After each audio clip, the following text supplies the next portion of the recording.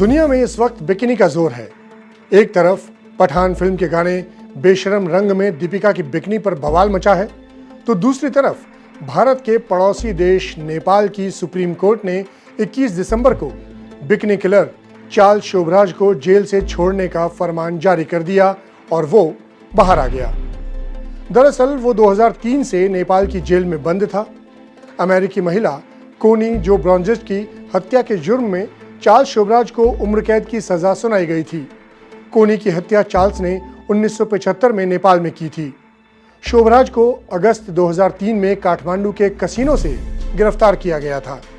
इसके बाद 2014 में उसे कनाडाई नागरिक लॉरेंट कैरिरे की हत्या के मामले में दोषी ठहराया गया। इस मामले में भी उसे उम्र कैद की सजा सुनाई गई। नेपाल में उम्र कैद की सजा 20 साल की होती है। अब ऐसे में सवाल उठता है कि उसे रिहा क्यों किया गया।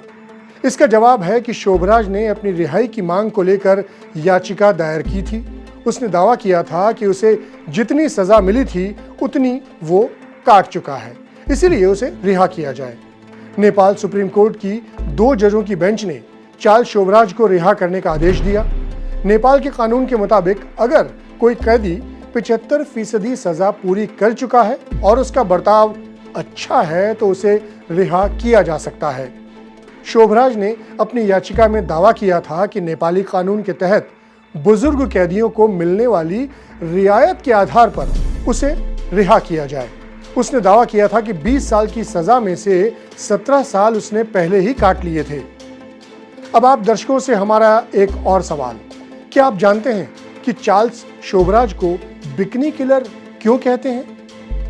देखिए, माना जाता है कि 70 के दशक में चार्ल्स शोभराज पर भारत, थाईलैंड, तुर्की और ईरान में 20 से ज्यादा लोगों की हत्या के आरोप लगे थे। कहते हैं कि चार्ल्स को हिप्पियों से सख्त नफरत थी। 70 के दशक में ही साउथ ईस्ट एशिया में उसने 12 पर्यटकों को मौत के घाट उतारा था।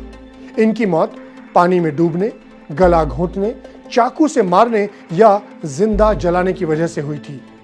चार्ल्स शोभराज अपने लुक्स और डैशिंग पर्सनैलिटी की वजह से काफी सुर्खियों में रहा।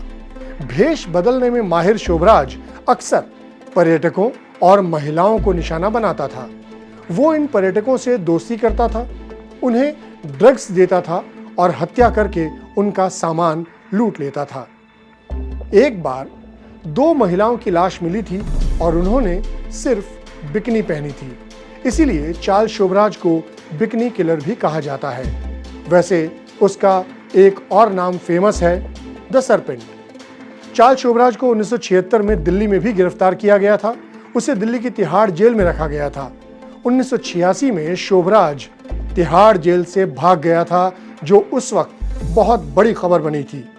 बताया जाता है कि उसने तिहाड़ जेल में अपनी जन्मदिन की पार्टी रखी थी। उस पार्टी में जो केक और मिठाई का इस्तेमाल हुआ था उसमें बेहोशी की दवा मिला दी गई थी। जेल के गार्ड्स को भी उसने मिठाइयां खिलाईं और बेहोश करके जेल से भाग गया।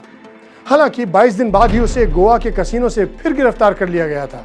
1997 में शोभराज को फ्रांस को प्रत्यर्पित करने के लिए तिहाड़ जेल से रिहा कर दिया गया था और वो फ्रांस चला भी गया था। चार्ल्स शोभराज का असली नाम हतचंद भावनानी गुरुमुख है। मां वियतनामी थी जबकि पिता भारतीय थे।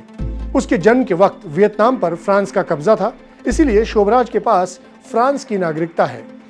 अब उम्मीद तो यही की जानी चाहिए कि रिहा होकर चार्ल्स शोभराज फ्रांस जाएगा और नेपाल कोर्ट में उसने जो उम्र बढ़ने के कारण अपनी रिहाई के बारे में जो याचिका लगाई थी उसके हिसाब से बाकी समय आराम से बिताएगा।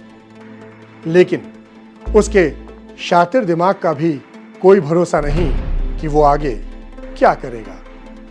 इस वीडियो पर आपकी क्या प्रतिक्रिया है, कमेंट सेक्शन में हमें जरूर बताएं। साथ ही देश और दुनिया की खबरों के लिए देखते रहिए आज तक।